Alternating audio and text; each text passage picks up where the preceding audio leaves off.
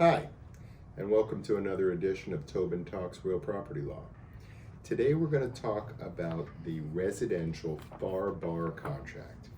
Now, if you go to buy a house, you must know off the bat that there is no such thing as an oral contract to buy property. By law, it has to be in writing. So, when you go to buy a home, you should expect to sign this particular document. It's called the FARBAR contract.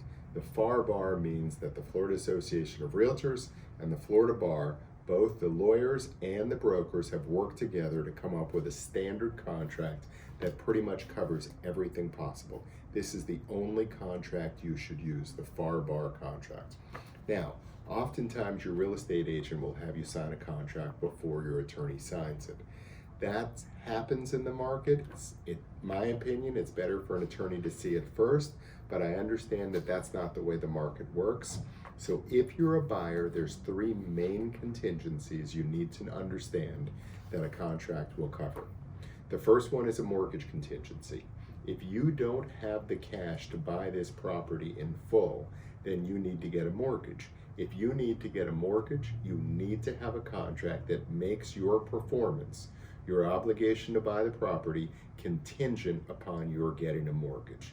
Now, paragraph 8 of this document is the mortgage contingency clause. It has very specific information about your requirements, the amount you need to borrow, how long you have to get the mortgage, and what happens if you don't get the mortgage.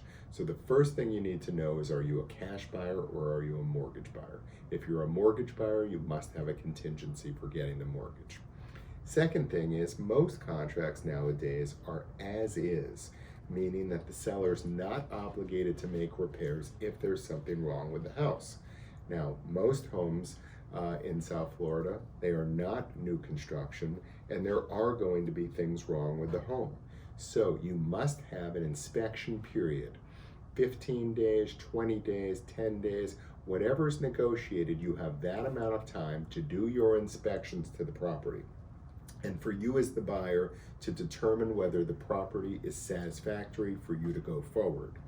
If it's not, you have time to cancel. If it is, you have time to accept.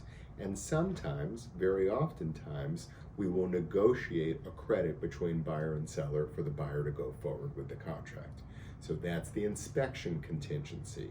You have a mortgage contingency, you have an inspection contingency, and then you have a title contingency.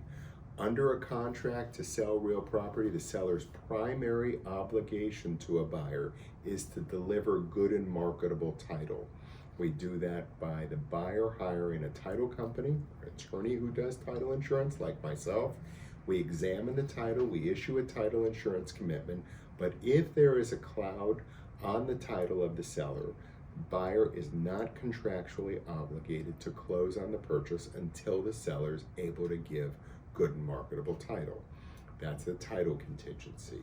So those are the three primary contingency clauses that you have to be aware of as a buyer under the FARBAR contract.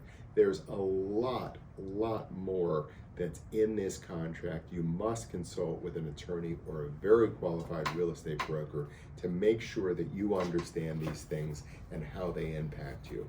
Like with anything, you should always speak with a qualified professional before going forward with your transaction. Thank you.